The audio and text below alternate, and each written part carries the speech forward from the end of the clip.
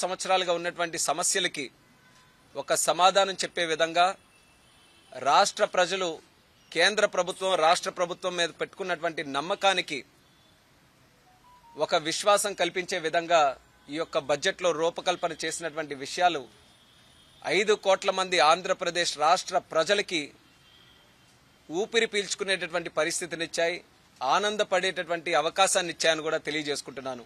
దానికి ప్రత్యేకమైనటువంటి ధన్యవాదాలు కేంద్ర ప్రభుత్వం ఆర్థిక శాఖ మంత్రి మన నిర్మలా సీతారామన్ గారు, అలాగే ప్రధానమంత్రి నరేంద్ర మోదీ గారికి మన 5 కోట్ల మంది రాష్ట్ర ప్రజల తరపున తెలియజేస్తున్నాం.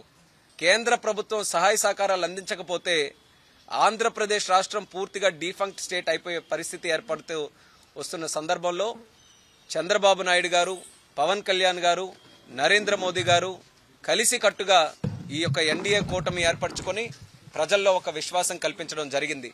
ఎన్నికల ముందే వాళ్ళందరికీ కూడా హామీ ఇచ్చాం. ప్రజలందరికీ కూడా మళ్ళీ రాష్ట్రంలో చంద్రబాబు నాయుడు గారు, కేంద్రంలో మోదీ గారు వచ్చిన తర్వాత రాష్ట్రానికి అన్ని విధాలుగా న్యాయం చేస్తామన్న మాటని ఈరోజు నిజం చేసే విధంగా బడ్జెట్లో అన్ని విషయాలు కూడా రూపకల్పన చేశాం.